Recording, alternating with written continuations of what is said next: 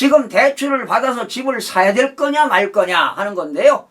작년 상반기에 집을 구입했더라면 많은 금전적으로 경제적으로 이득을 얻었을 텐데 지금 들어가면은 고점이 되지 않을까 이런 생각이 들어갑니다. 다시 침체기가 와서 하락기가 다시 한번 올 겁니다. 그때 사시기 바랍니다.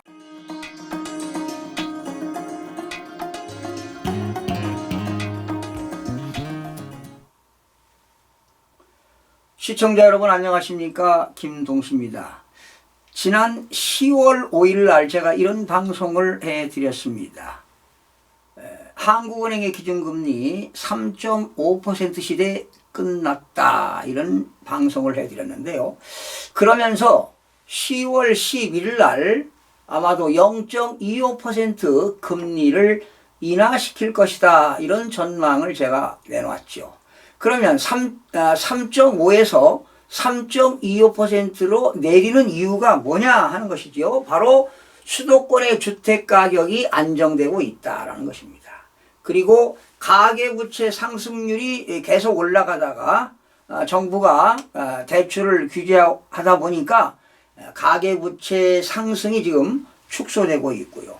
그리고 물가 상승률이 지금 2% 이하로 떨어졌습니다. 모든 국가들이 물가 상승률 2% 이상이 되면 금리를 내릴 수가 없습니다. 그런데 물가 상승률이 1% 후반으로 하락이 되었습니다. 그리고 지금 금리를 내리지 않으면 안 되는 이유가 절박한 것이 기업도 물론 마찬가지지만 자영업자들이 상당히 어렵습니다. 그리고 내수를 촉진시켜야 되는데 내수를 좀 증진시켜야 되겠는데 지금 내수가 우려되기 때문에 아마도 한국은행에서 내릴 것이다 이렇게 전망을 했는데 오늘 역시 한국은행이 기준금리를 3.5에서 0.25%로 내렸습니다. 바로 내린 이유는 바로 통화정책 기조를 긴축해서 이제 완화로 바뀌었다 이렇게 보시면 되겠습니다.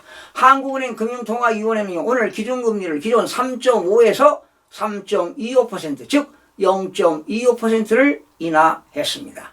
한국은행 금융통화위원회는요 물가 상승률이 뚜렷한 안정세를 보이고 있다며 또한 가계부채 증가세가 둔화되기 시작해서 통화정책 기조 정도를 소폭 축소하고 그 영향을 점진적으로 나가겠다는 것이 적절하다고 밝혔습니다. 그러니까 지금 기준금리를 내린 이유는 물가 상승이 안정되고 있고 가계부채 증가가 둔화되고 있다. 그리고 내수 부진된 거를 좀 증진시키기 위해서 이런 조치를 했다고 보시면 되겠습니다. 그런데 만약에 이제 기준금리를 인하시켰는데 이러한 기준금리 인하로 가계부채에 미치는 영향 등 리스크에 유의해야 할 것이다. 만약에 가계부채가 증가한다면 올리지는 않겠지만 이제 동결시킬 수 있다는 것이죠. 지금 미국은 연방준비제도가 2번 남았습니다. 11월 7일하고 12월 8일에 있습니다. 그런데 한국은행의 금융통화위원회는 이제 다음 달 한 번 남았습니다. 11월 28일 날 남았는데 아마 현재 오늘 3.25로 내렸는데 아마 다음 달 11월 28일 날에 과연 내릴 거냐 말 거냐는 또한 한국은행이 깊이 고민을 해야 할 것으로 보입니다. 원래 미국에서 금리를 인상시키면 우리도 따라 인상시키고요. 미국이 인하시키면 우리도 인하시키는 건데 지금 미국은 기준금리가 상한이 5%입니다. 그리고 오늘 3.25로 내렸기 때문에 차이가 1.75가 되는데요.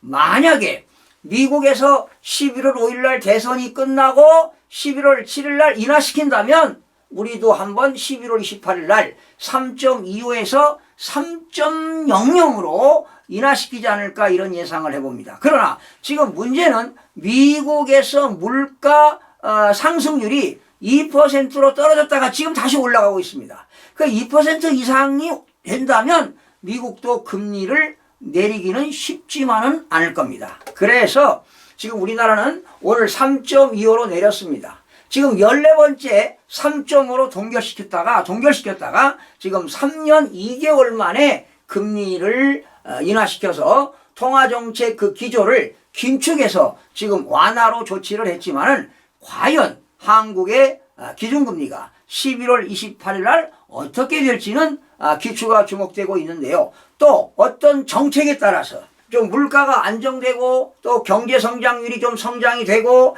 또 금융 시스템이 안정되고 또 정부에서 어떤 정책의 변수가 없다면 인하시킬 수 있습니다. 사실은 오늘 인하시킨 거는요, 어떤 정치적인 것도 좀 가만히 되지 않았나 이런 생각을 해봅니다. 그래서 사실은 오늘 한국은행에서 기준금리를 인하시키는데 참 고민이 많았을 것입니다. 그러나 앞으로 11월 28일 날이 더 중요한 시점이 되겠는데요.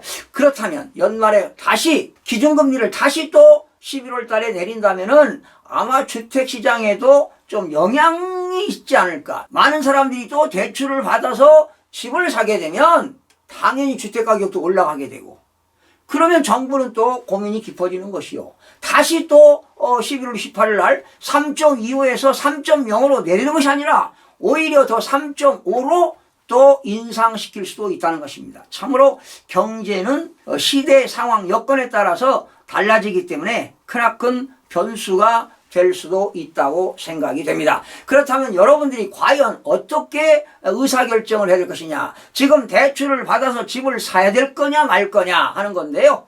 여러분, 지금은 집값이 이제 좀 많이 또 올랐습니다. 사실은 2023년 작년 상반기에 집을 구입했더라면 많은 금전적으로 경제적으로 이득을 얻었을 텐데, 지금 작년 예를 들면 세종시라든가 인천광역시는요 반토막이 났어요. 반토막 난 지역도 있고 40% 이상 떨어진 지역도 있는데 지금 많이 회복된 상태이기 때문에 지금 들어가면은 고점이 되지 않을까 이런 생각이 들어갑니다. 그래서 세계적인 경제의 흐름을 봐야 되겠지만 주택가격은 늘 침체기가 있고 하락기가 있고 회복기가 있고 상승기가 있습니다.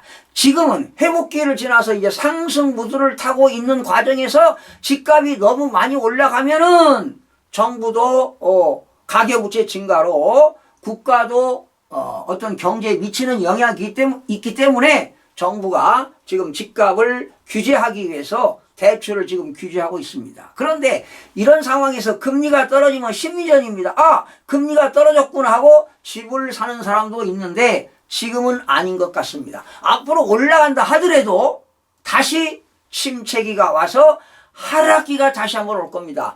그때 사시기 바랍니다. 그러니까 하락기 때 사야 돼요. 하락기 때.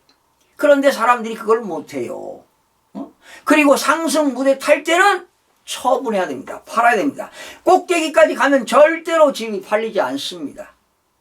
그래서 여러분들이 집을 장만하시는 분들은 그 늘 리서치를 한 달에 한 번씩 그 집의 동향, 가격 동향을 분석해서 정말 저점에 사고 고점에 파는 것은 기본 원리인데 그 타이밍을 못 잡는다는 것입니다.